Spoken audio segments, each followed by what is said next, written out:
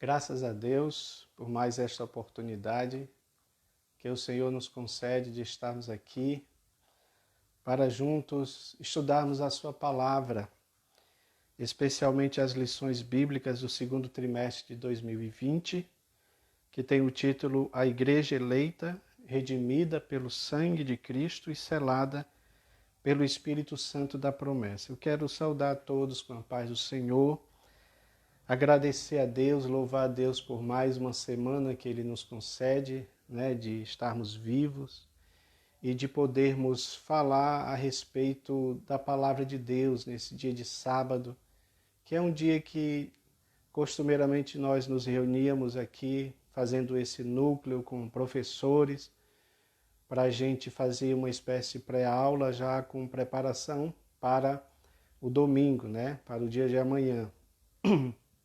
E como nós fizemos alguns gráficos, hoje eu preferi fazer dessa forma. Você vê que às vezes nós fazemos o desenho direto no próprio quadro, mas como dessa vez foram vários gráficos, então optamos por fazer assim, por colocá-los aqui. Inclusive tem mais outros dois aqui embaixo. Esses gráficos eu estou sempre dizendo para os irmãos, esse aqui, olha, foi impresso em papel A3, A4 normal, Nós montamos e fizemos aqui maior do que um A3, Então dá para visualizar bem e você pode dar uma aula com um gráfico dessa forma, fazendo essa montagem, fica muito bom. Tá bom, irmãos? Tem 3 gráficos aqui que nós fizemos para falar desta lição. Então eu quero desde já agradecer a Deus, agradecer aos irmãos que estão nos apoiando aí no grupo, Cada semana tem mais irmãos chegando no grupo e isso é só para engrandecer o nome do Senhor, tá bom? Que você possa também convidar outras pessoas para a gente estudar esse assunto, A ideia é que a gente aprenda juntos, nós não sabemos tudo, mas juntando os conhecimentos, assim a gente aprende e cresce melhor. E assim a gente cresce melhor no conhecimento da palavra de Deus. Então, olha só, irmãos, como eu sempre digo para vocês, esse aqui é o gráfico esboço, Porque ele está todo o esboço da lição. E eu acho importante porque eu vejo alguns irmãos aí utilizando, e não tem problema, a gente faz para utilizar mesmo, Esse gráfico aqui, ele é mais um gráfico para apresentação, tá? Porque você tem aqui a lição, Aí você tem um título da lição, olha o título da lição. Atributos da unidade da fé. Humildade, mansidão e longanimidade. A lição de número 11, E o textuário diz: Rogo-vos, pois, eu, o preso do Senhor, que andeis como é digno da vocação com que fosse chamado. Efésios capítulo 4, versículo 1. A verdade prática diz: a unidade na igreja depende que os crentes evidenciem no cotidiano a humildade, a mansidão e a longanimidade. Amém? Tá dando para ver? Os irmãos estão ouvindo direito, Qualquer coisa vocês dêem um feedback aí, tá bom? Meu filho está ali me ajudando também, para que o som possa chegar melhor aí para vocês, tá bom, irmãos? Nossa preocupação é essa. E aí você tem ali o tópico primeiro que diz: para haver unidade é preciso haver humildade. Aí os subtópicos são o modo digno do viver cristão, a humildade, a verdadeira humildade. E o tópico 2 fala: para haver unidade é preciso mansidão. Primeiro subponto, mansidão, fruto do Espírito. Segundo, grandes exemplos de mansidão, Moisés e Jesus Cristo. E terceiro, a verdadeira mansidão. Quarto, a mansidão pressupõe conciliação, tá bom? E aqui no terceiro e último ponto você tem: para haver unidade é preciso longanimidade para o perdão, tá? Longanimidade, um fruto do Espírito. Segundo ponto, suportando uns aos outros. E terceiro ponto, perdão como premissa do amor. Veja que aqui tem uma coisa interessante, Tem uma palavra que ela é uma palavra-chave. Na verdade, essa palavra é a palavra-chave desta lição, que é exatamente a palavra unidade, tá? unidade da fé. Porque Paulo já vem falando lá atrás, nós já estudamos sobre isso, né? Sobre o fato dos gentios serem incluídos no plano da salvação, né? Porque era para os judeus, mas aí eles rejeitaram e foi aberto então esse leque para os gentios, né? E aí Paulo vem cada vez mais trabalhando essa questão da unidade, tá bom, irmãos? Que é super importante, inclusive para os dias em que nós vivemos, essa questão da unidade. Essa unidade, ele diz aqui na lição, que é a unidade da fé, tá? E essa unidade da fé pressupõe humildade, mansidão e longanimidade. Então, não vamos nos esquecer dessa parte, tá? A palavra-chave desta lição é unidade, tá bom? E é interessante, olha, eu coloquei aqui uma imagem com várias pessoas, né? Poderia ter ainda trabalhado melhor aqui em termos, talvez, de cultura, pessoas vestidas com roupas diferentes, de culturas diferentes, para mostrar essa questão da diversidade, diversidade aqui no sentido de pessoas diversas, né? De várias raças, de várias etnias, ou de vários países, digamos assim, né? Mas unidas num só propósito, que é a unidade da fé, tá bom? Claro que nós estamos falando aqui dessa forma, mas essa unidade ela precisa acontecer também dentro da igreja, tá? Dentro da igreja. E aí a leitura bíblica está em Efésios, capítulo 4, do versículo 1, e eu quero fazer essa leitura, porque aqui nós temos na leitura bíblica em classe Efésios 4, e depois vai para Colossenses. Mas eu quero ficar nesses 4 primeiros de Efésios 4, que diz assim: rogo-vos, pois eu, o preso do Senhor, que andeis como é digno da vocação com que foste chamado, com toda humildade, mansidão e longanimidade, suportando uns aos outros em amor, procurando guardar a unidade, olha de novo essa palavra, né? A unidade do Espírito pelo vínculo da paz. Aí ele diz, há um só corpo, um só Espírito, como também foste chamado em uma só esperança na vossa vocação. Na continuidade do versículo 5 desse capítulo, ele fala de outras coisas, por isso que eu fiz esse gráfico aqui rápido, para mostrar essa questão. Um só o quê? Um só corpo, um só Espírito, um só Senhor, um só Deus, uma só fé, um só batismo, uma só esperança. Então veja que esse um só aqui está falando de unidade, né? Não são vários corpos, é um só corpo, corpo de Cristo, tá? Corpo de Cristo. Não é vários espíritos. Há religiões aí que dizem que o Espírito Santo seria uma falange de espírito, como se fosse uma montagem de vários espíritos. Não, é um só Espírito, o Espírito Santo. O Senhor também não são vários, é um só Senhor, um só Senhor. Deus também não são vários, é um só Deus. Assim como a fé também é uma só fé. Assim como o batismo também é um só batismo, não tem vários batismos, né? E a esperança também é uma só. Tá bom, irmãos? Então, palavra-chave, qual é a palavra-chave desta lição? Unidade. Unidade. Tá bom? E aí nós temos os objetivos, né? O objetivo geral, mostrar que a unidade na Igreja de Cristo é o resultado da humildade, mansidão e longanimidade na vida dos crentes, tá? Então, essas 3 coisas aqui, essas 3 virtudes, humildade, mansidão e longanimidade, a gente pode dizer que são frutos relacionais. Por que relacionais? Porque está falando de relacionamentos, né? E quando falamos de relacionamento, é claro, você entende que não é uma coisa muito simples, porque você vai trabalhar com uma coisa aqui, depois nós vamos tocar nisso, na questão dos temperamentos. Então, cada pessoa tem um temperamento, né? E é preciso a gente discernir essa questão, saber onde eu estou incluído aqui, saber trabalhar isso daqui, para que eu possa me relacionar melhor com o meu irmão, tá bom? Então, esses frutos nós chamamos de frutos relacionais, porque fala sobre isso, fala sobre essa relação que nós precisamos ter com os nossos irmãos. Eu achei muito interessante aqui, falando sobre a interação com o professor. A interação do professor, ele fala de duas coisas que eu peguei as palavras-chave, tá bom, irmão?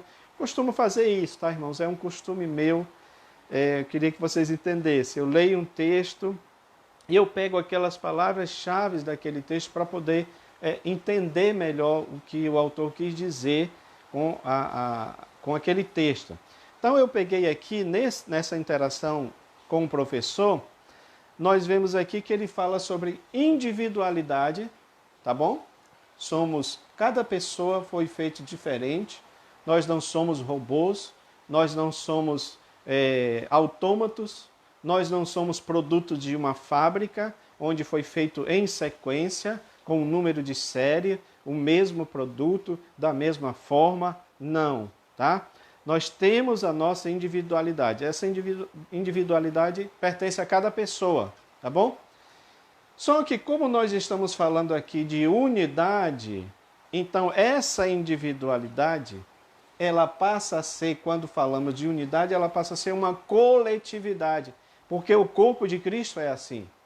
Ele é único, mas ele também é coletivo. Por quê? Porque ele é formado por várias pessoas, tá bom? Então, individualidade fala de cada um, coletividade fala de várias pessoas juntas. Mas tem um outro aspecto mais importante.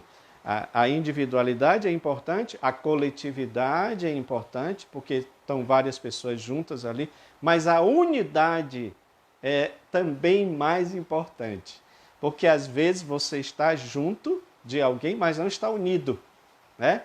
Há muitas pessoas que estão juntas dentro da igreja, né? Talvez até podem sentar juntas, mas não estão unidas, não estão num propósito, não fazem parte do corpo de Cristo. Tá bom, irmãos? Que é essa questão que nós estudamos em lições anteriores sobre a questão do mistério de Deus, desse corpo de Cristo que uniu todas essas pessoas, tá bom? Pessoas diferentes, como eu falei que pessoas de temperamentos diferentes. Essa é, digamos assim, a parte mais importante que Cristo veio fazer, unir as pessoas diferentes, unir as pessoas na sua individualidade. Não que a gente venha perder a nossa individualidade, mas que a gente venha abrir mão de algumas coisas, aí de novo aqui entra a questão do temperamento, para que a gente possa viver em unidade. Tá bom, irmãos? Então, gostei muito dessa parte aqui da interação, tá? Porque a questão da unidade, só para complementar, eu fiz aqui uma pequena nota, a unidade não admite a questão do orgulho, tá bom? Porque um membro precisa do outro. Por isso que Paulo, na analogia que ele faz em Coríntios sobre o corpo de Cristo, desculpa, ele fala sobre a importância dos membros, né? Então veja bem, essa mão direita não pode dizer para a esquerda, não preciso de ti, e vice-versa, né? A mão também não pode dizer para o pé, eu não preciso de ti, e vice-versa. Porque Deus fez todos nós com uma funcionalidade, então todos nós somos importantes no corpo de Cristo, tá? Então não existe, não pode existir, a unidade do corpo de Cristo é isso, é saber que cada um é diferente, até os nossos dedos, né, são diferentes, mas cada um tem a sua função no corpo, tá? Isso ficou muito claro na palavra de Deus, é importante a gente entender, né, isso, a questão da função de cada um no corpo de Cristo, tá bom? Então, a unidade não admite orgulho, né? Porque um membro precisa um do outro. Então, não pode existir individualismo em relação ao corpo de Cristo, tá bom? O primeiro ponto, irmãos, aqui, olha, primeiro ponto fala sobre isso. Para haver unidade é preciso haver humildade. Aí você tem esses 3 subitens: o modo digno do viver cristão, a humildade e a verdadeira humildade, tá bom? Ele diz aqui o modo digno de viver cristão, porque ele começa o capítulo falando sobre isso, né, Paulo? vocês devem andar de modo digno da vocação. Então ele está falando de um novo andar. Não é o antigo andar, não é a forma que andava antes. Andar aqui se entenda conduta, a conduta de vocês, né? Então, a nossa conduta diária deve responder à chamada recebida para ser um membro do corpo de Cristo, ou seja, da igreja, né? Então, isso pressupõe que o andar do cristão está diretamente relacionado com o nível de unidade que ele tem com Deus e com seus irmãos, tá bom? Eu costumo dizer, irmãos, que essa questão do andar, do proceder, da conduta, tem a ver com a ética do reino de Deus, né? E aí você sabe, a ética tem a ver com isso, né? Com a nossa forma de proceder, né? A forma correta de proceder. Inclusive, eu coloquei aqui uma palavra, uma definição melhor de um escritor, de um professor que eu admiro muito, né? Mário Sérgio Cortella, falando sobre ética, e que é essa forma, né, de nos conduzir em relação às outras pessoas, em relação a nós mesmos. Ele fala isso aqui, olha como é interessante a definição dele sobre ética. Ele diz que ética, ela responde a 3 perguntas importantes, né? Eu quero, eu devo, eu posso. Perguntas, na realidade. Eu falei aqui na minha entonação como se fosse afirmação, mas são perguntas. Eu quero, eu devo, eu posso. Então são 3 perguntas. Aí, porque ele diz assim, nem tudo que eu quero, eu posso, né? Aí ele diz, eu devo, porque nem tudo que eu posso, eu devo, né?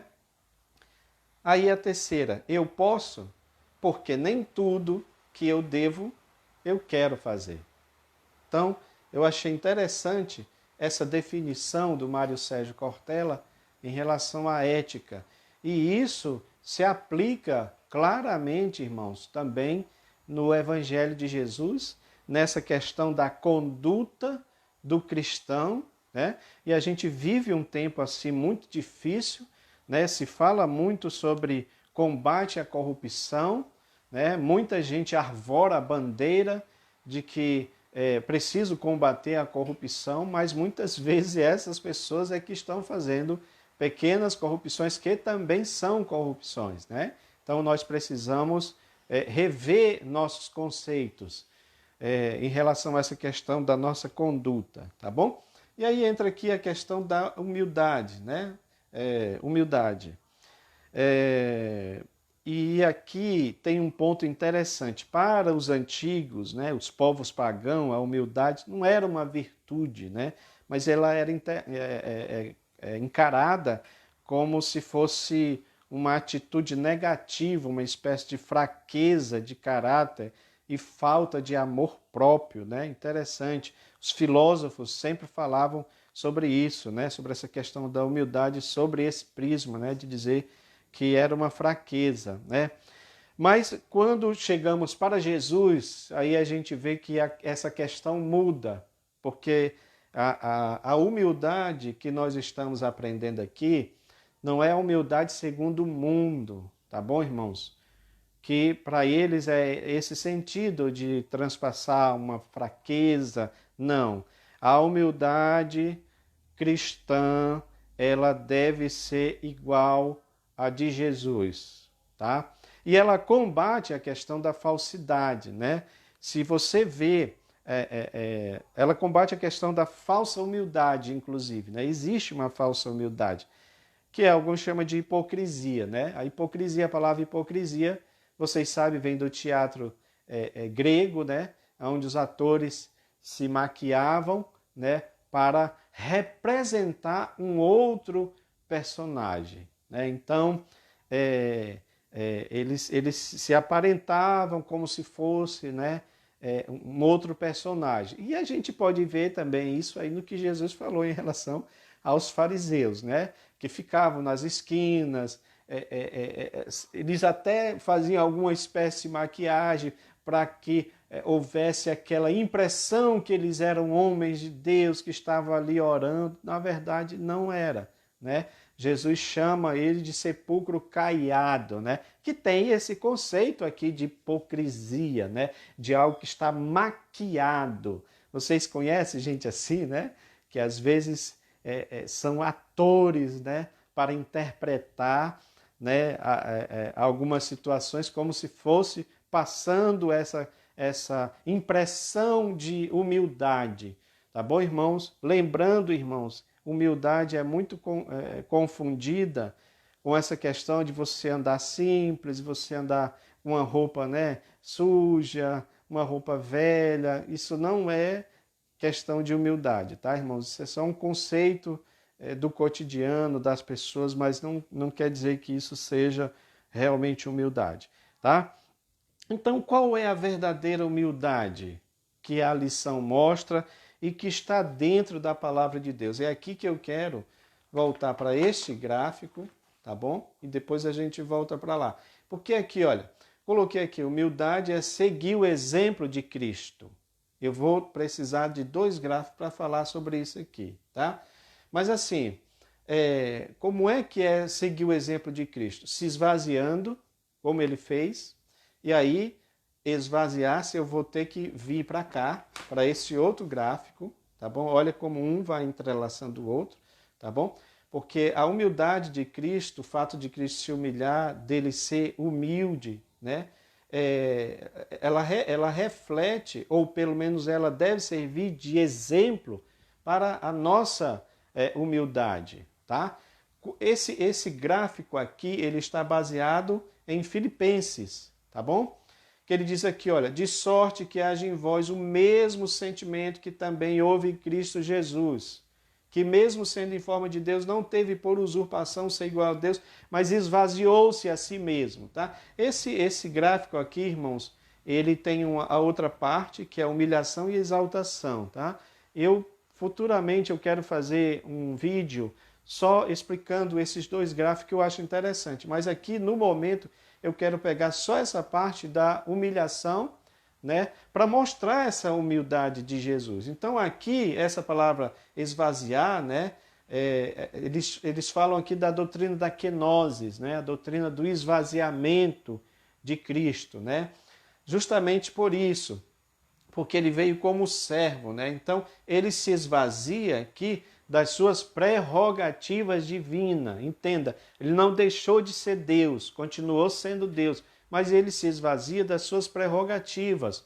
Ele não queria ele não queria agir aqui nessa terra como Deus, porque a ideia de se esvaziar é exatamente para glorificar o Pai, que aliás é isso aí que traz confusão para algumas igrejas, algumas seitas inclusive, né? Que eles falam nesse sentido, porque Jesus falou algumas expressões de glorificar o Pai. Quando alguém diz, olha, bom mestre, olha, não me chame de bom, bom é Deus.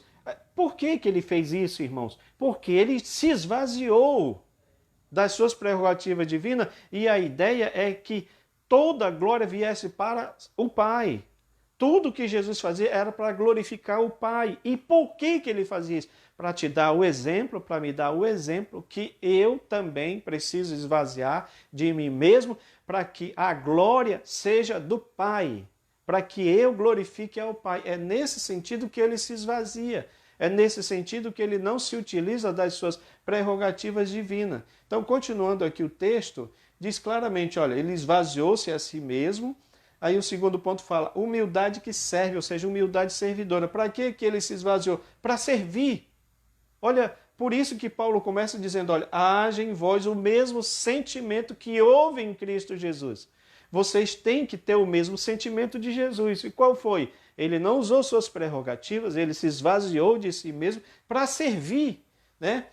Então, ele esvaziou-se a si mesmo, tomando a forma de servo, fazendo-se semelhante aos homens. A lição trata sobre isso. Cita esse versículo, inclusive, né? Ele toma a forma de servo. E aí, Mateus 20, 28, ele fala, o Filho do Homem não veio para ser servido, mas para servir E tudo isso voltando novamente aqui para o que Paulo disse, para que a gente imite a Jesus, porque se o mestre, ele veio para servir, então ele está dando o exemplo que é para nós também servir, que foi exatamente o que ele fez aqui, quando ele lavou os pés dos discípulos. Está aqui, olha. Depois deitou água numa bacia e começou a lavar os pés dos discípulos e a enxugá-los com a toalha com que estava sendo cingido. Está aqui, João 13:5. Tanto é que Pedro se recusa, não, Senhor, sou eu que tenho que fazer isso, porque esse trabalho, todos vocês sabem disso, só para ficar mais claro, né? Esse trabalho era feito pelo escravo, pelo servo da casa, mas ele, como ele veio para servir, então ele quis dar o exemplo, não, eu vou fazer isso. Eu vou fazer isso. Tanto é que isso não ficou claro para os discípulos. Precisou Jesus dizer, olha, o que eu estou fazendo agora, vocês não vão entender, mas vocês vão entender depois. Então, o entendimento que temos hoje é isso, que ele se esvaziou, lava os pés, ele faz o serviço do servo, porque ele veio para servir. E ele veio para dar o exemplo para nós que precisamos também servir. Agora, irmãos, a humildade de Jesus foi tanta, tá? Que diz aqui que essa humildade ela também é sacrificial. Ele não veio só para servir, mas ele veio, ele se humilhou tão grandemente, tá bom? E aí eu quero depois que você pegue essa palavra aqui, porque você vai entender o significado dela, essa palavra humilhar, né? Para ficar bem mais claro. Ele se humilhou a si mesmo, sendo obediente até a morte, morte de cruz. Ou seja, ele se rebaixou. Ele foi até, sabe, as últimas instâncias, tá? Humilhou-se a si mesmo, sendo obediente até a morte de cruz, tá?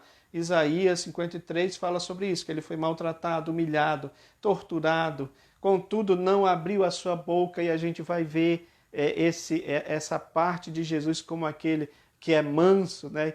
Que o manso é isso, né? Ele não revida, ele não procurou revidar, ele não procurou se auto-justificar de alguma coisa, mas ele como ovelha muda, né? Não esqueça disso, que tem lá o outro conceito, inclusive uma ilustração de Jesus como ovelha para mostrar exatamente isso daqui, né?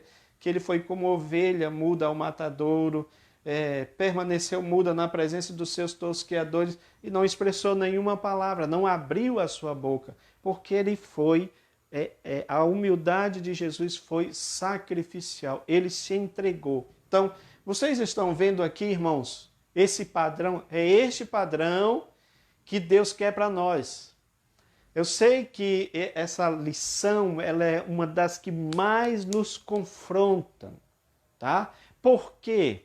Porque nós não alcançamos isto, né? Não alcançamos isso. Eu não estou aqui sendo hipócrita para os irmãos de dizer, não, eu sou humilde. Não, nós não somos não, irmãos. Nós estamos lutando, só que nós sabemos o exemplo. Nós temos o exemplo de Cristo, né? Por isso que Paulo diz, vocês têm que ter o mesmo sentimento. Agora, para que eu tenha o mesmo sentimento, eu preciso entender isso daqui. Entender que ele foi o servo que se esvaziou de si mesmo, né?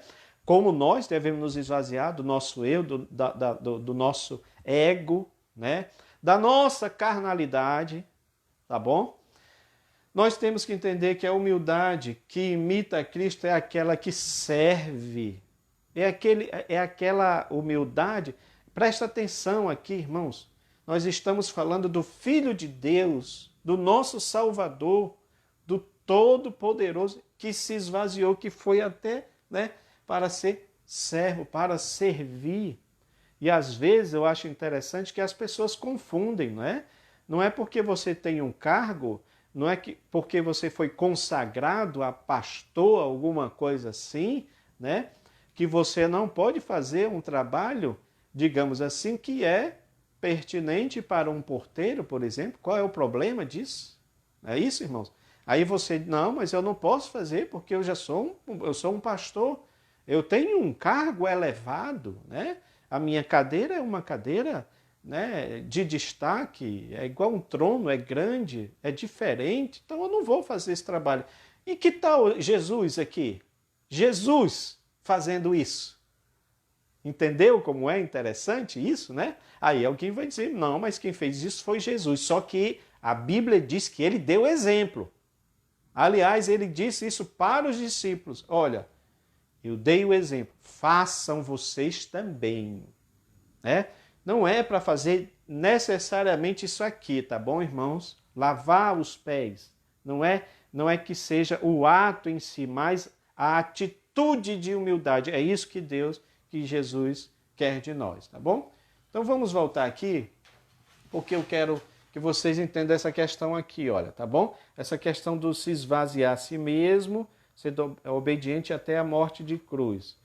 Porque, só para encerrar essa parte da humildade, tá bom?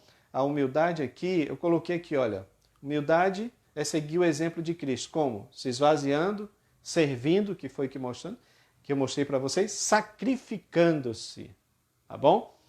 Que também é outra coisa muito importante que nós temos que entender nos dias de hoje.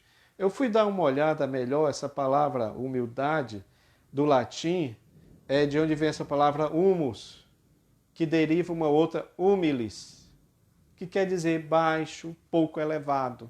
Tá? Lembra lá do que nós falamos sobre Jesus ter se esvaziado, né? Ter sido obediente até a morte de cruz, ou seja, ele se rebaixou nesse sentido. Né? Ele se tornou bem baixo nesse sentido, tá bom? Por que isso, irmãos? É interessante que essa palavra humus, tem a ver com solo, tem a ver com terra. Olha que coisa interessante. O que é que isso diz para mim e para você? Porque às vezes tem gente tão exaltada, não é isso? Cantores, pregadores, ensinadores, né?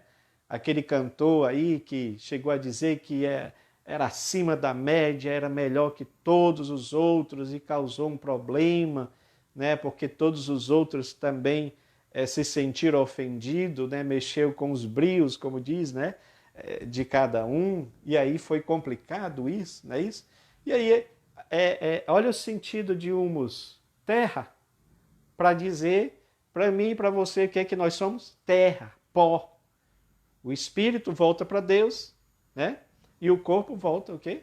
O pó volta ao pó. Somos terra, somos pó. Então, só isto deveria ser algo para a gente pensar sobre essa questão da humildade, né? Volto a dizer, contextualizando com o tempo que nós estamos vivendo hoje, essa pandemia tem tirado a vida de muitas pessoas, irmãos nossos, servos de Deus, né? Só aqui no Pará nós já chegamos a quase 4.000 mortos. Alguns deles são irmãos nossos. Então, essa pandemia, meus irmãos, nos ajudou, ou pelo menos é essa reflexão que eu tiro para mim, que nós não somos realmente nada. A morte está batendo a nossa porta.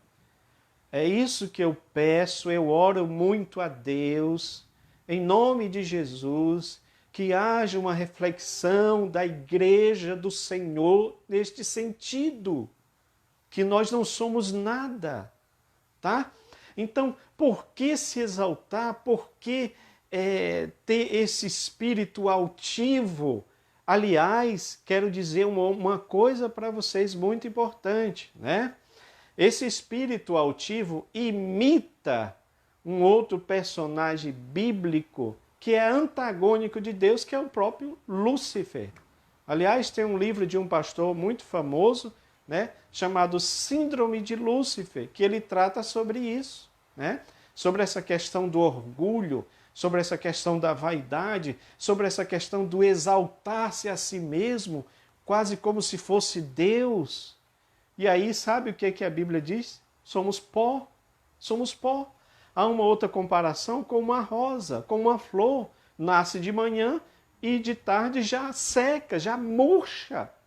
Então não tem por que nós andarmos dessa forma, cheia de orgulho. Não, vamos imitar o exemplo de Cristo, porque somos pó e vamos voltar ao pó também, tá bom?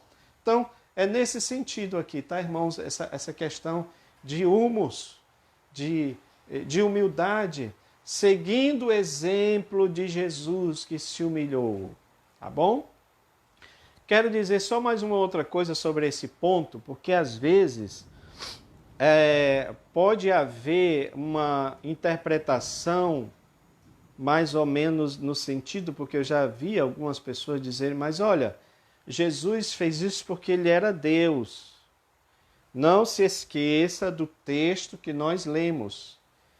Que haja em vós o mesmo sentimento que houve também em Cristo Jesus, que mesmo sendo Deus, né? Mesmo em forma de Deus, não teve por usurpação ser igual a Deus. Que isto quer dizer que ele veio como homem. Tá? Não dá tempo da gente falar porque esse não é o foco. É aquela questão da doutrina hipóstase, né? Se eu não me engano é isso, eu esqueci aqui do nome, que fala sobre isso. União hipostática de Cristo, né? Deus e homem convivendo, tá bom? Então, você pode explicar? Existe algum grande teólogo que possa explicar isso? Não. Por quê? Porque não se pode esquadrinhar o nosso Deus. Então, nós entendemos como que por um reflexo, como por um espelho que a Bíblia diz. Nós não compreendemos isso na sua totalidade, mas entendemos que foi dessa forma, que ele se esvazia, tá bom? E ele veio como homem, sofreu como homem, morreu como homem, sem deixar de ser Deus, justamente para nos dar o exemplo, tá bom? Então vamos lá, irmãos, para a gente já seguir para a conclusão. O segundo ponto, eu não vou passar aqui, porque está aqui dentro desse... Os 3 pontos, né, da lição estão aqui, tá? Por isso que é importante. Eu fiz esse daqui para os irmãos entenderem, porque realmente está falando do esboço, do gráfico em estilo de esboço, tá? Mas tudo isso são subsídios que a gente pode fazer para ensinar, contanto que a gente não fuja da lição, né? Porque estando tudo aqui listado, a gente pode continuar ensinando dessa forma. Então, o segundo ponto fala sobre isso. Para haver unidade é preciso haver mansidão. E assim como a humildade é seguir o exemplo de Cristo, e eu já expliquei isso aqui para vocês, né? E reforço que isto digamos assim, um alvo que nós precisamos percorrer, precisamos perseguir este alvo. Você perguntar para mim, você é humilde, irmão? Não sou humilde. E eu reconheço realmente isso, verdadeiramente, eu reconheço que eu não sou, mas eu reconheço que o meu Cristo é, e eu reconheço que eu preciso ser igual a Ele. E o que é que eu tenho que fazer? Seguir o exemplo dEle. É isso que nós estamos procurando fazer, seguir o exemplo de Cristo. É muito triste, não é, irmãos, quando a gente não consegue, né? Dá uma certa frustração em nós, eu não sei se nos irmãos é assim, mas dá essa frustração porque nós queremos nos parecer com o nosso mestre, né? E olha o que ele fez, lavou os pés dos discípulos. Ele tomou a forma de servo, né? Para servir, a mesma coisa que nós devemos fazer. Então, humildade, se humildade é seguir o exemplo de Cristo, mansidão também é seguir o exemplo de Cristo. Mesmo porque, né?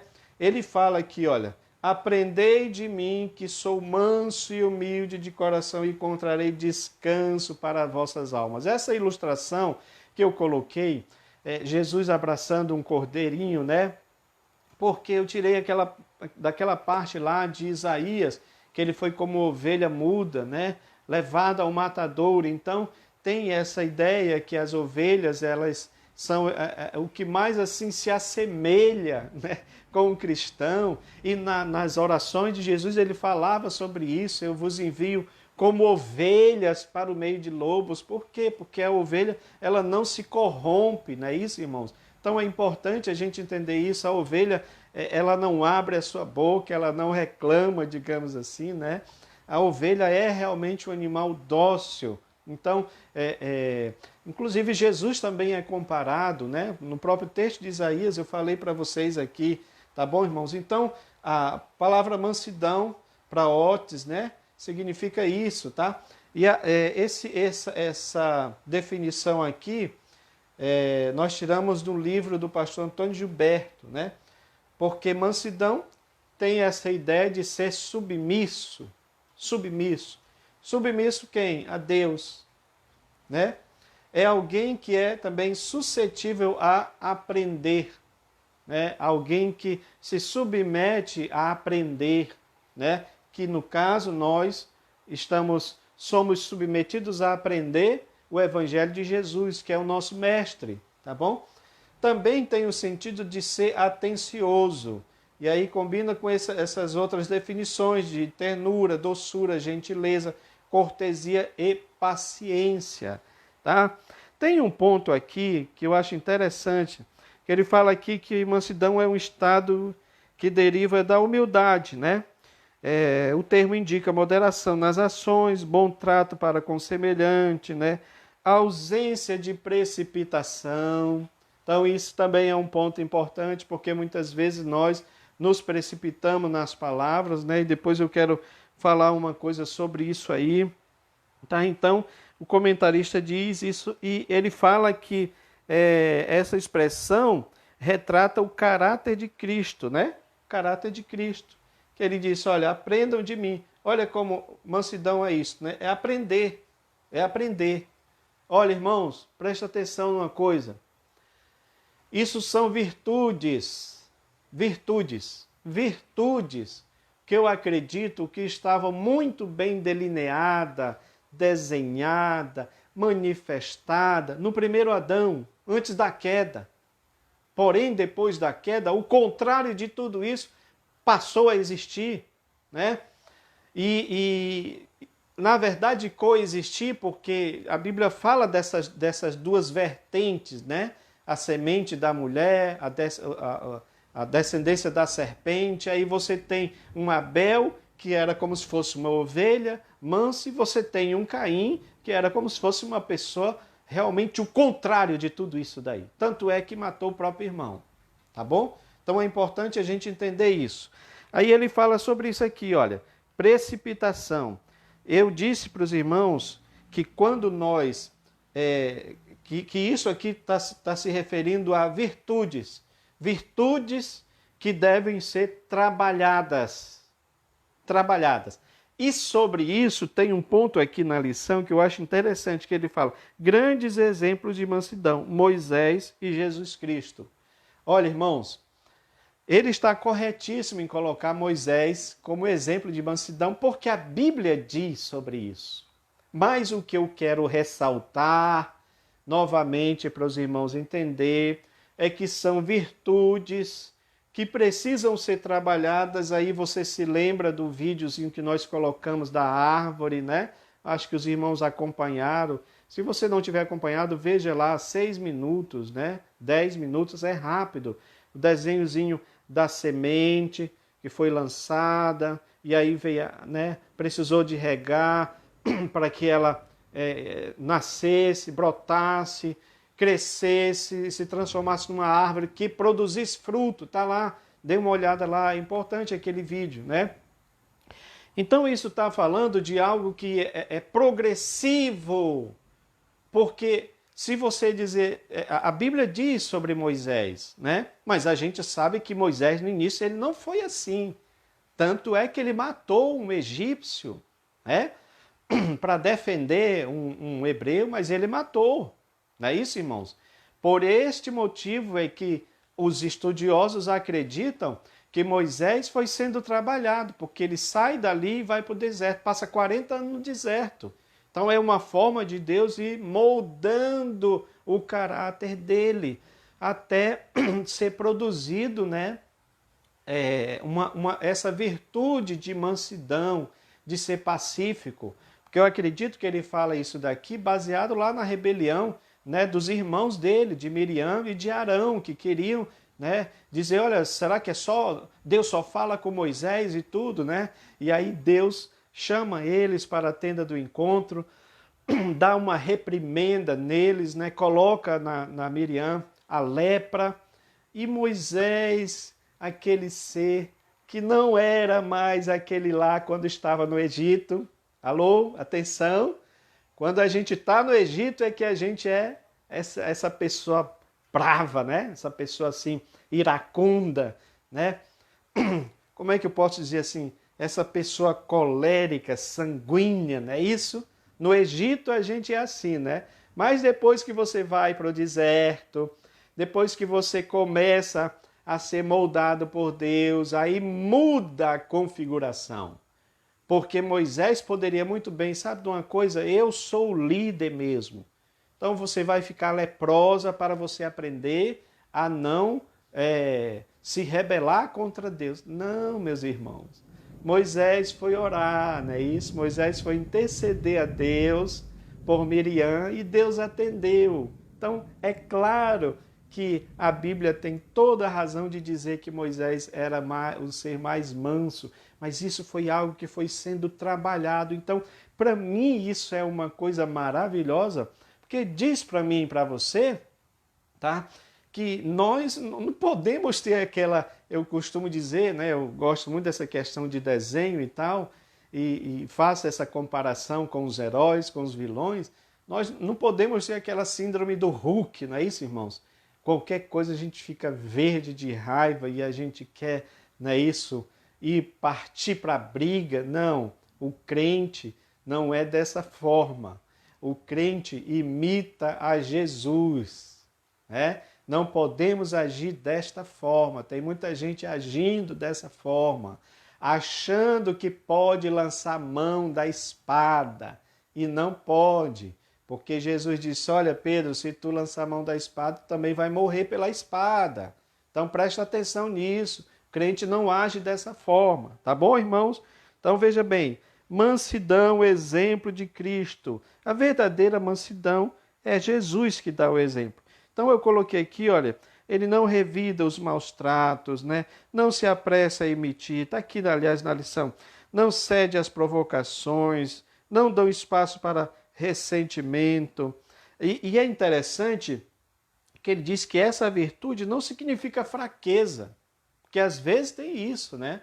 Alguém olha para uma pessoa e supostamente diz que aquela pessoa é mansa, né? É porque aquela pessoa é fraca. Não, não é nada disso, né?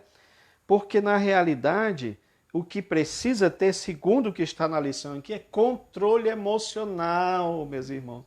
Que não é fácil esse negócio, porque nós estamos lidando com os temperamentos, tá bom? E é importante a gente saber disso, tá? Então, ele diz aqui, porque mansidão pressupõe conciliação, né? O que é essa conciliação? É exatamente o sentimento daquele que é pacificador, né? Mansidão é aquele que sabe pacificar. E aqui tem uma outra coisa que eu quero falar para vocês, que está aqui, né? Que os psicólogos falam sobre isso, né? Sobre a questão da assertividade. Nós precisamos ser assertivos, né? Mas eu quero falar depois sobre isso daí, tá? Porque mansidão pressupõe isso, pressupõe essa conciliação. Então, conciliação está falando também de pacificação, de você ser pacífico. E parece que é tão difícil nos dias de hoje, porque se fala tanto de fake news, não é isso? E sabe de uma coisa, irmãos? Você já ouviu alguma fake news assim? Geralmente as fake news são todas depreciativas, não é? Tem algumas que querem beneficiar, falam de algumas coisas boas, mas geralmente tem esses dois lados da moeda, né? O lado depreciativo, o lado negativo.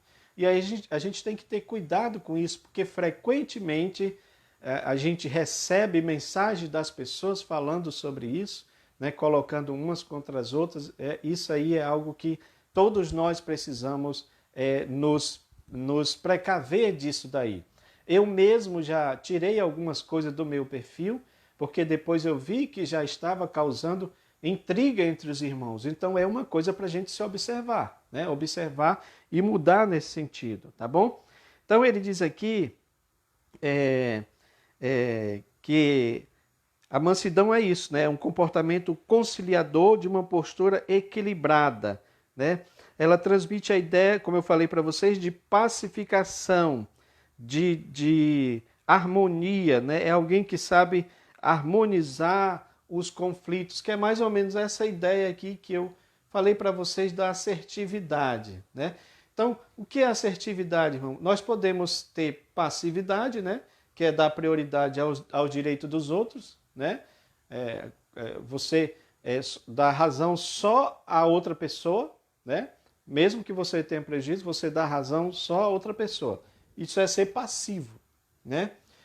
Mas você pode ir para o polo oposto. Qual é o polo oposto? Agressivo. Você pode partir para a agressividade, que é quando você dá prioridade aos seus próprios direitos, sem ouvir também o direito do outro. O que é que essa assertividade faz? Ela procura colocar a sua opinião, considerando os direitos dos outros e também os seus próprios direitos. Por isso que eu achei interessante esse conceito da assertividade, porque tem a ver com essa pacificação, né? Em que nós precisamos ter nessa pacificação. Eu coloquei um artigo aí no grupo EBD Views, né? Porque alguns irmãos pegam alguns versículos e dão uma interpretação que eles querem, né? Principalmente no meio pentecostal, né, Simão? No nosso meio pentecostal. E se tem fogo no versículo, aí que o negócio, né? Você nem quer saber o que é que significa, mas é fogo, então você vai e interpreta, né? Então a Bíblia diz, não havendo lenha, o fogo se apaga, né? E alguns irmãos pegam esse versículo para dizer o seguinte, né? Que se não houver, né? Lenha, né? No caso... Na igreja, no culto, né? Se não houver glória a Deus, o fogo se apaga, né? Só que o versículo não quer dizer nada disso. Quer dizer exatamente o contrário, nesse sentido. Quer dizer o seguinte, se não tem alguém ali que esteja colocando lenha, né, no fogo, ele vai se apagar. E o contexto dá a entender claramente que está falando da contenda, está falando da inimizade, da porfia, digamos ali, entre duas pessoas, tá? Literalmente, irmão, se nós colocarmos nos dias de hoje, está dizendo o seguinte, que você não pode colocar lenha na fogueira da contenda, tá? Então é para isso. Nesse sentido, o pacificador, ele não coloca, é este o sentido do versículo, ele não coloca lenha na fogueira. Ele vai apagar o fogo da contenda. É diferente. Mas vocês já viram pessoas que fazem exatamente isso? Colocam mais lenha na fogueira para que haja ali contenda uns com os outros, né? E de repente está a coisa formada, né? A contenda sendo formada. Então, irmãos, vamos ser pacificadores nesse sentido, vamos ser mansos. E tem um texto que eu acho muito lindo, porque ele é escatológico, né? Ele é futuro, ele é milenial, ele fala do eterno e perfeito estado, que diz assim, olha, os mansos herdarão a terra e se deleitarão de abundância e paz. Não é o que nós queremos, irmãos? Vivemos num mundo cheio de guerras, de violências, violência contra a mulher, violência contra o idoso, violência contra a criança, não é isso que acontece? São tantas imagens que às vezes dá até tristeza da gente ver isso. Mas a Bíblia diz que todos aqueles que são mansos, que todos aqueles que imitam o Senhor Jesus, eles vão viver no mundo que esse mundo vai ter abundância de paz. Não vai, por isso que colocamos essa imagem aqui, olha, um desenhozinho simples, mas fala sobre isso. Talvez eu pudesse até colocar aqui alguma imagem, né, do milênio, quando diz lá que a criança, né, ela vai colocar a mão na toca da serpente e não vai acontecer mal nenhum, né? Que o cordeiro andará junto com o leão e não vai haver essa questão do leão comer, do leão, né, ir atrás e devorar ali aquele animal. Não vai haver isso, porque o que é que vai haver? Abundância de paz. Quem é que vai herdar tudo isso? Os mansos, tá bom? Então vamos lutar, irmãos, sobre isso, né? Vamos buscar a Deus. Sabemos que não é fácil. Aqui na síntese do tópico 2, ele fala sobre os temperamentos. Olha, conscientize os seus alunos, né? Isso aqui é uma dica para os professores, está aqui na lição, né? Subsídio da vida cristã. Conscientize os alunos que, da mesma maneira, há hoje na igreja pessoas mais sanguíneas, outras mais fleumáticas, coléricas ou melancólicas, que é aqui a teoria, tá bom, irmãos, dos 4 temperamentos, né? Tem um livro do Tim LaHaye que fala sobre isso, né? Temperamento controlado pelo espírito, né? Então, temperamento sanguíneo, que é representado aqui pela cor, né, amarela, digamos assim. Então, é uma pessoa comunicativa, os pontos positivos, entusiasta, compreensivo, crédulo. Eu estou falando aqui rápido, porque esse não é o foco, mas é só porque a lição cita, né? Mas tem também, digamos assim, os defeitos, né? Quer dizer, uma pessoa impulsiva, insegura, egocêntrica, barulhenta, exagerado, medroso, né? Então, aí você tem um temperamento colérico, é isso, olha, que é uma pessoa enérgica, resoluta, independente, otimista, eficiente, decidida, né? Mas também os defeitos é uma pessoa sarcástica, impaciente, prepotente, intolerante, vaidosa, autossuficiente, né? Cor vermelha aqui, olha, a expressão da pessoa aqui, né? E tem o melancólico também, né? O outro temperamento, tá? Virtude, habilidoso, né? Uma pessoa perfeccionista, idealista, né? Dedicada, mas como defeito nós temos aqui já uma pessoa egoísta, confusa, pessimista, crítica, vingativa, inflexível. E você tem também o fleumático aqui, né?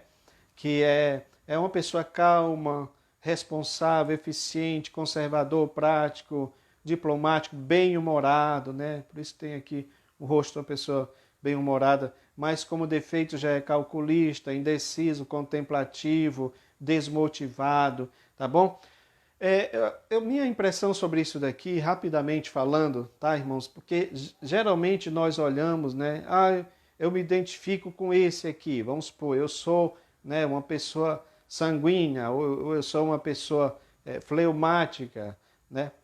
Mas eu acredito que isso não é para nos colocar dentro de uma caixa, tá? Para a gente achar que nós somos só isso daqui, tá bom, irmãos? Acredito que todas esses defeitos que são pertinentes ao sanguíneo, colérico, melancólico e fleumático estão presentes na nossa vida, do mesmo jeito que também as qualidades. Porém, há pessoas que demonstram ou que se identificam mais com alguns desses, porque algumas dessas defeitos e qualidades estão mais presentes nela, tá? Mas todos estão também incluídos. E aí, sabe o que é interessante? Por isso que o livro do Tim LaHaye trata sobre isso. Nós colocarmos esse nosso temperamento à disposição do Espírito Santo de Deus para ser controlado por ele. Tá bom, irmãos? Porque dizem os estudiosos que nós nascemos dessa forma. É como se fosse uma marca, é como se fosse uma característica. Aí lembra do exemplo de Moisés que eu falei atrás? Pois é, não foi ele transformado, foi transformado.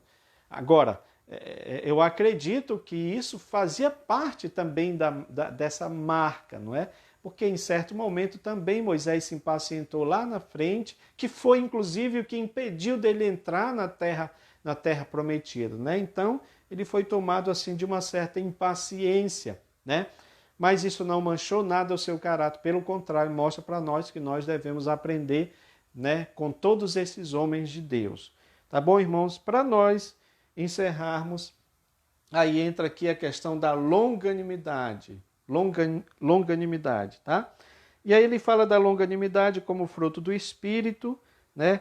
Que tem o sentido de paciência, de constância, de tolerância, tá? Longanimidade tem esse sentido de paciência, né? A palavra macrotomia, né? Macro quer dizer longo, tardio, e tomia, ânimo, esperança. Ou seja, é aquela pessoa que tem um ânimo longo, tá? É uma pessoa que não se desanima logo, de imediato, né? O pessoal fala aí fora de quando você estiver numa situação muito difícil, complicada, contar até 10, não é isso? Eu não sei se isso aí é só os psicólogos que podem dizer aí, os irmãos que entendem mais sobre isso, se tem alguma explicação científica, mas se nós formos para o lado bíblico, a gente vai dizer que isso tem todo sentido. Por quê? Porque a pessoa que tem o ânimo longo, o que é que ele é, irmãos? Ele é o contrário de precipitado. Porque o precipitado é aquele que tem o ânimo curto. Então ele vai agir de imediato. Ele vai agir com toda impulsividade, que é este o problema que nós precisamos ter, né? Personagens da Bíblia perderam bênçãos, a bênção de Deus porque foram impulsivos demais, né? Agiram no calor da emoção ali, não pensaram direito, não tiveram um ânimo longo. Então é preciso nós termos esse tipo de pensamento, né? Que nós não podemos agir de imediato nas situações. Por isso que nesse sentido, né, essa questão da assertividade ela é importante, porque ela procura ver os dois lados. Será que nós vemos isso? Quando nós temos um problema com alguém, nós procuramos ver o outro lado da pessoa, o que de repente foi feito, o que de repente foi falado, foi dito, e a pessoa não gostou, então ela quer de alguma forma reivindicar os direitos, mas às vezes quando ela quer falar, nós nem deixamos e queremos falar. Então, será que não é importante também nós termos esse tipo de atitude, né, irmãos, de procurar ouvir? Eu sei que isso não é muito fácil, né? Porque talvez, eu não sei os irmãos, mas talvez tenham alguns que tiveram pais que não ouviram direito, né? Não tinham essa paciência para ouvir, né? E acaba que isso passa para os filhos e os filhos vão reproduzindo esse mesmo comportamento, né? Então, a Bíblia fala sobre isso, né? Quando a Bíblia fala sobre tardio em irar, é nesse sentido. É no sentido da macrotomia, ou seja, do ânimo longo, né? Você vê que isso é algo que está presente em Deus, né? A longanimidade de Deus. O que é que está falando? Do ânimo longo de Deus, da paciência grande de Deus em relação a nós, não é isso? Porque se fosse outro, talvez ele já tivesse tomado outras atitudes devido aos nossos recorrentes erros, né? Deus avisa, Deus fala, Deus admoesta, mas nós estamos constantemente fazendo a mesma coisa, tá bom? Então a Bíblia fala sobre isso, ser paciente na tribulação, suportar os erros dos outros, que é essa ideia aqui da assertividade que nós estamos falando, olha, tentar entender, né, o outro, que não é fácil também, suportar os erros do outro, as adversidades da vida, né? Então a palavra de Deus fala sobre isso, mas ele diz aqui que o exercício da paciência requer a virtude do amor, que é o princípio basilar de todas as ações, né? Por isso que quando a Bíblia fala de fruto, né, do fruto do Espírito, então está se referindo a isso, né, ao amor de Deus, né, ao amor de Deus, que é manifestado em várias outras virtudes, né? Eu fiz um gráfico falando sobre isso, né? Os irmãos têm aí, que é uma espécie de uma laranja cortada no meio, com 9 gomos, porque a laranja, digamos assim, é o fruto, né? O fruto do Espírito, que é o amor, né? E aí ele vai se dividir em todos esses gomos aí, que são exatamente essas outras virtudes, porque não tem como você ser humilde sem ter amor. Tudo que Jesus fez aqui, se esvaziando, servindo, sacrificando, foi por amor. Não tem como você ser manso se não tiver amor. Do mesmo jeito que não tem como você ser longânimo, ou seja, ter paciência, ter um ânimo longo, se também não for por amor, que é o que a lição está dizendo aqui, tá? Por isso que ele fala sobre isso, que aí nesse sentido do amor paciente, do amor que tem um ânimo longo, o que é que eu devo fazer conforme a Bíblia fala aqui? Suportar uns aos outros. Coloquei também um texto sobre isso, né? Falando que o Evangelho é o Evangelho de uns aos outros. Amai-vos uns aos outros, né?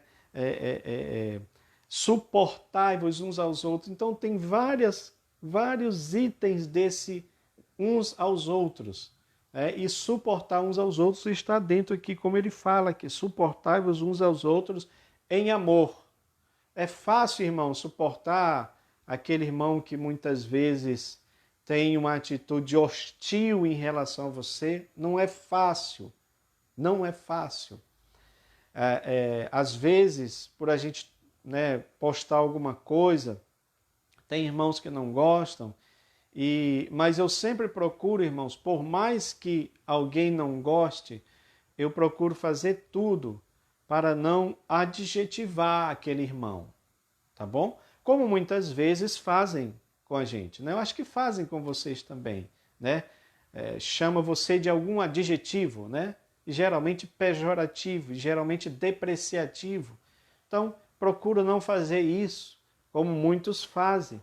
Quando não tem argumento, aí então você chama aquele irmão de alguma coisa, chama disso, daquilo outro, né? Você coloca a pessoa dentro de um rótulo, você coloca um rótulo para a pessoa, tá? Então, suportar uns aos outros não é uma tarefa fácil, tá bom? E a gente diz isso porque nós vemos o exemplo de Cristo. Você já imaginou? Ele sabia quem era o traidor, né? Mas ainda assim ele escolheu Judas. Mas ainda assim diz a Bíblia que ele amou Judas até o fim. Pergunto eu para você, seja sincero. Vamos aqui no cara a cara, né?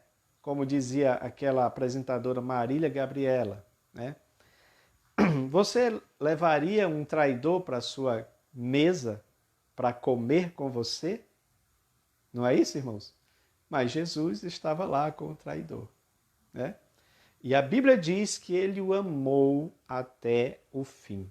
É importante isso, né, irmãos? É importante.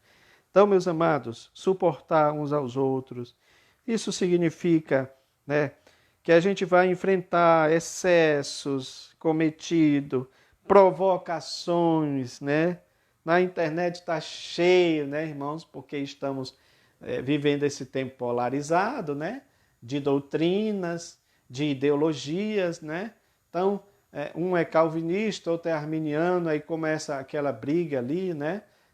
Outros são esquerdista, outros são direita, aí começa aquela contenda ali, tá? Então, a Bíblia diz que a gente deve aprender a suportar, e eu digo para vocês que isso não é algo muito fácil, mas é algo que a gente precisa reconhecer em nós, né? O perdão como premissa do amor, para a gente encerrar, então fala do amor como o maior de todos os frutos, né? Como dom maior.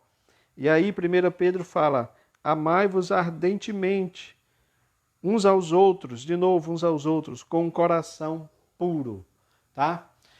Irmãos, para encerrar esta palavra, esse pequeno estudo aqui, e eu agradeço os irmãos que estão aí nos ouvindo, eu quero dizer para vocês uma coisa.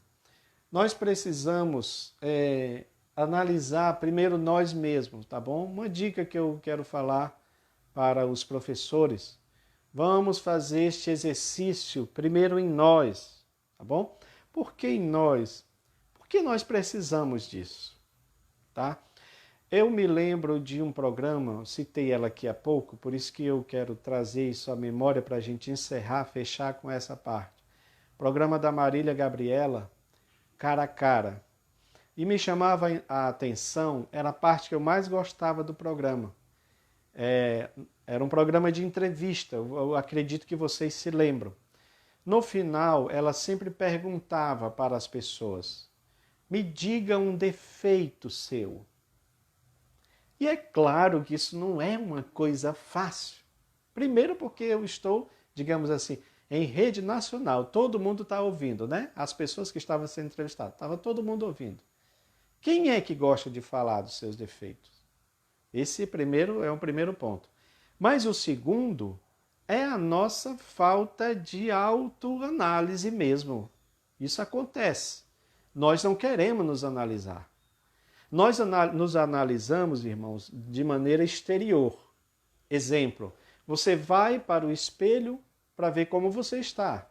Se tem alguma coisa que não está certa, que você precisa parar uma coisa aqui, tirar outra coisa ali, não é isso?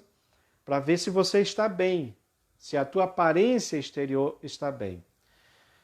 Mas e que tal se isso fosse um espelho da alma, para que eu pudesse olhar para mim mesmo de maneira sincera? E aí vem a pergunta da Marília para nós. Que defeito você diria de você mesmo? Qual é o seu defeito? É interessante que as respostas eram assim hilárias e ela constantemente repreendia as pessoas. Porque tinha gente que dizia assim: eu sou uma pessoa muito boa, eu sou uma pessoa boa, sou boa demais. Aí ela dizia: bom, isso aí não é defeito.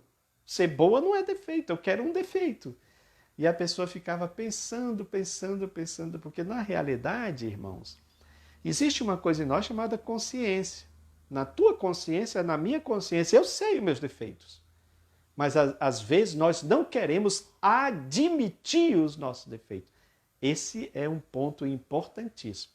Só que nesta lição, porque nós falamos de uma lição, mas nós estamos falando da palavra de Deus, estamos estudando Efésios.